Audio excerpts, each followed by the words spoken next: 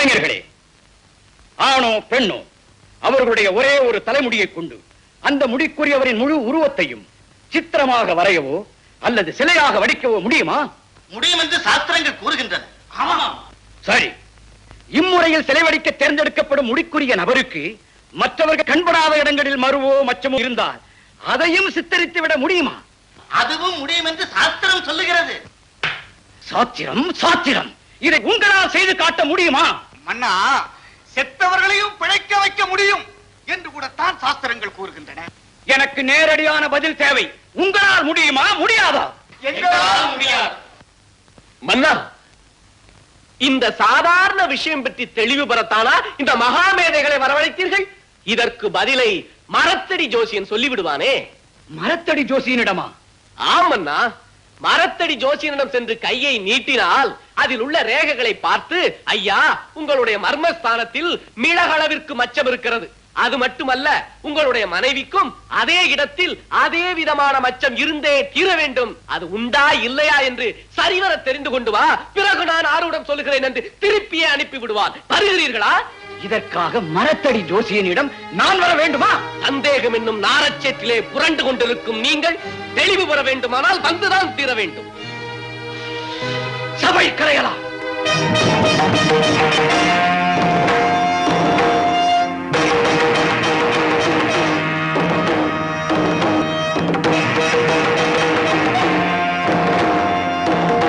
மன்னிக்க வேண்டும் அண்ணா, நான் செதுக்கிய சிலையை பற்றி தங்களுக்கு என்ன குழப்பம் ஏற்பட்டிருந்தாலும் என்னிடம் நேரிலேயே கேட்டிருக்கலாம்.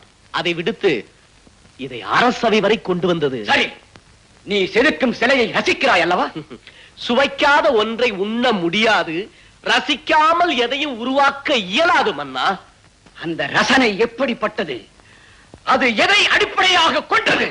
ஆதிசங்கரனும் மகாகவி காளிதாசனும் நித்திய கன்னியான அன்னை ராஜராஜேஸ்வரியின் ரூப லாவண்யத்தை உச்சி முதல் உள்ளங்கால் வரை ஊசி குத்தும் பாக்கி இல்லாமல் ஒவ்வொரு அங்கத்தையும் அப்படியே வர்ணித்து பாடியிருக்கிறார்கள்.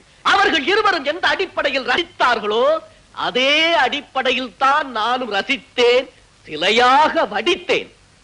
ஆதிசங்கரனும் காளிதாசனும் அவர்களும் நீயும் ஒன்றா? நினைக்க முடியுமா? எத்தனையோ வேறுபாடுகள் இருக்கிறதல்லவா? நிச்சயமாக.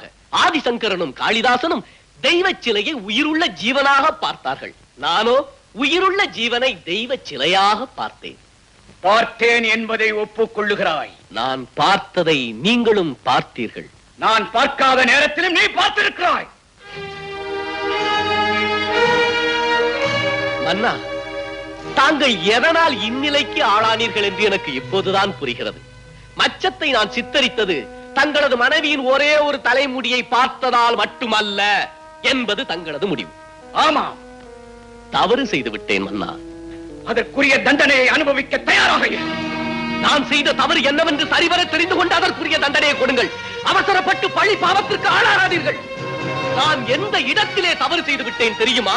அச்சமும் சந்தேகம் ஆட்கொண்ட அற்ப மனம் படைத்த உங்கள் வார்த்தையை நம்பி அந்த உத்தமிக்கு முன்னால் பாட சம்மதித்தேன் அல்லவா? அதுதான் நான் செய்த மிகப்பெரிய தவறு. சிவனேசா, தண்டனைக்குரியவன் சிவனேசன் தான். ஆனால் கலைவாணியின் மறுபிறப்பான உங்கள் மனைவியை, கண்ணியம் பெற்றெடுத்த புண்ணியத்தை, புனிதவதியை சந்தேகம் என்னும் பெருநெருப்பால் பொசுக்கி விடாதீர்கள்.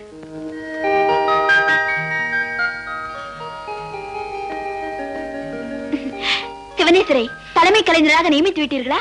இதில் என்ன உனக்கு இத்தனை அவசரம்? இதற்கு ஏன் தங்களுக்கு இத்தனை ஆத்திரம்? பாத்திரம் அறியாமல் பிச்சையிட்ட நான் கோத்திரமும் பாராமல் பெண்ணை எடுத்தேனோ என்னவோ. ஆத்திரத்துக்குத்தான் விளக்கம் கேட்டேன். இதற்காக கோத்திரத்தையே எடுக்க வேண்டிய அவசியம் என்னவோ? உன்னை கைப்பிடித்த நாள் முதலாய் கடைபிடித்த கட்டுப்பாட்டை காற்றில் பறக்க விட்டேன் அல்லவா? கலையின் மீது கொண்ட மோகத்தா? கலையின் மீது மோகமா? கலையிலே பிறக்கு மோகம்தானே கலைஞன் மீது தாவி விடுகிறது. இல்லாவிட்டால் அவன் அந்த புறத்திற்குள் வர நான் அனுமதித்திருப்பேனா? இல்லை உன் அந்தரங்க அறைக்குள் நீயும் அவனை அழைத்துச் சென்றிருப்பாயா? நீங்களும் அனுமதித்தீர்கள், நானும் அழைத்து சென்றேன். அதனால் என்ன என்ன வந்து விட்டது இப்போது? வா என்னுடன்.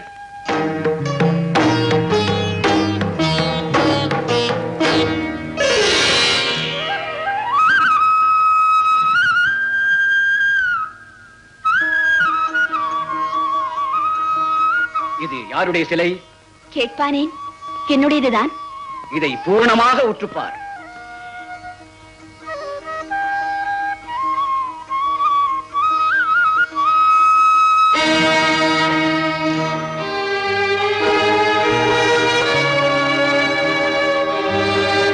இதை செதுக்கியவர் யார்? சிவனேசன். அவராகவே செதுக்கினாரா? நான் தான் உத்தரவிட்டேன். எதற்காக? எதற்காகவோ? எதற்காக உத்தரவிட்டீர்கள்? நீ இப்போதுள்ள இளமை கோலத்தில் என்றென்றும் காண வேண்டும் என்பதற்காக.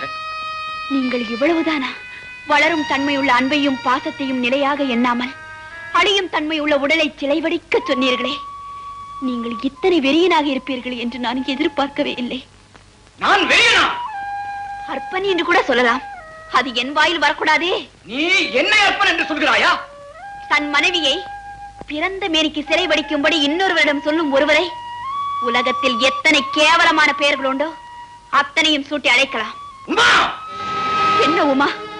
சிலையைத்தான் செதுக்க சொன்னீர்கள். மறைவான இடத்தில் உள்ள மச்சத்தையும் அதை நான் சொன்னேனா?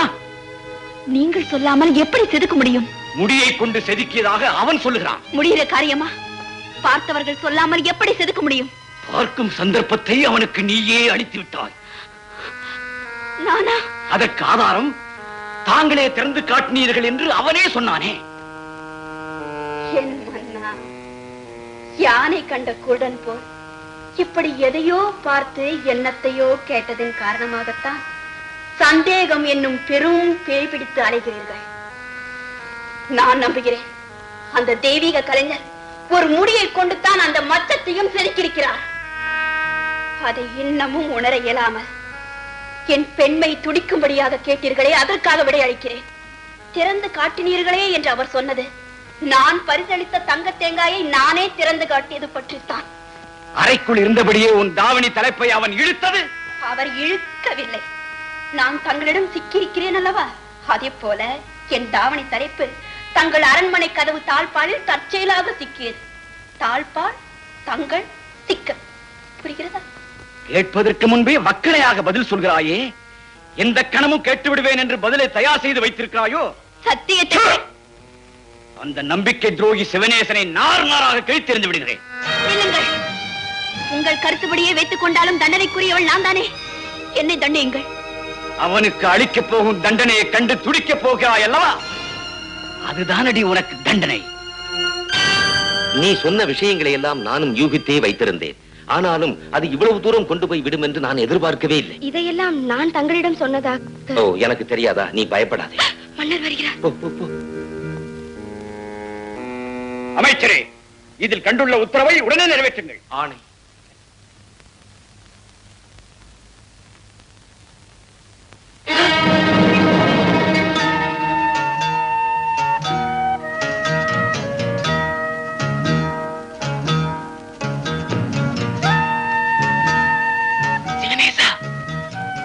சிவனேசா, சிவனேசா, சிவனேசா.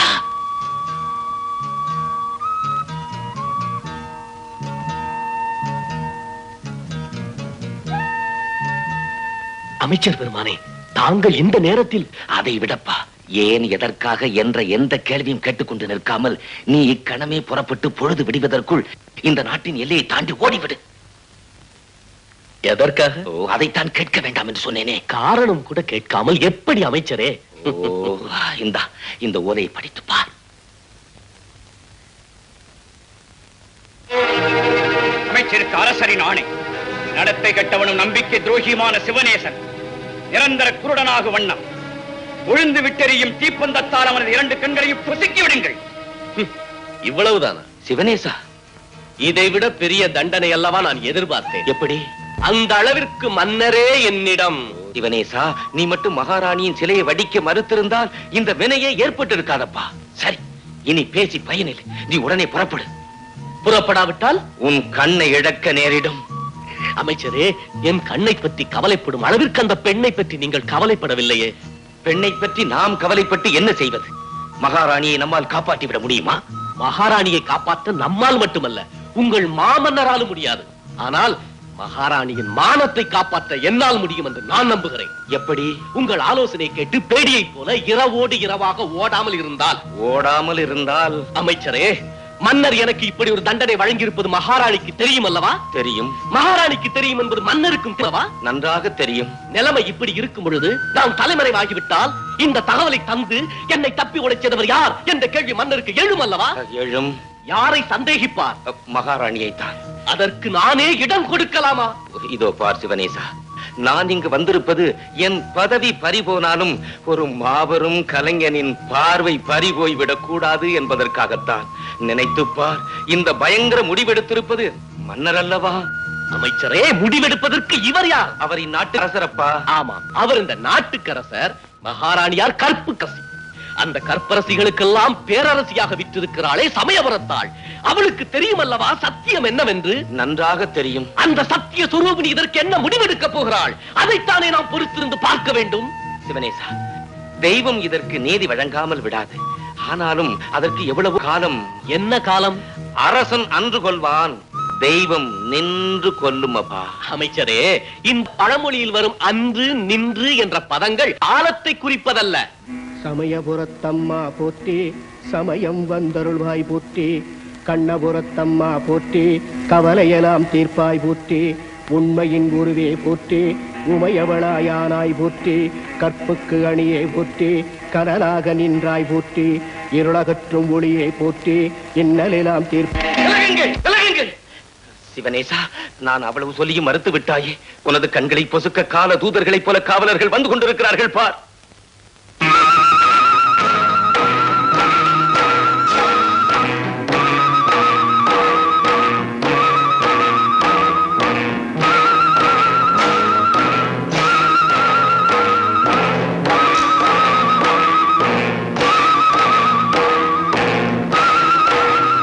சிவனேசரே, புறப்படும். ஒரு கணம்.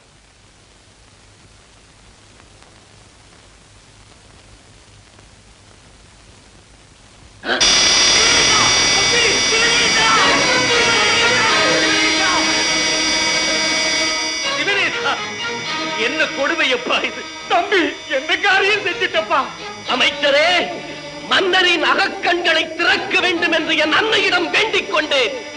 அதற்கு காணிக்கையாகத்தான் என் புறக்கண்களை அவள் திருவடியில் சமர்ப்பணம் செய்திருக்கிறேன்.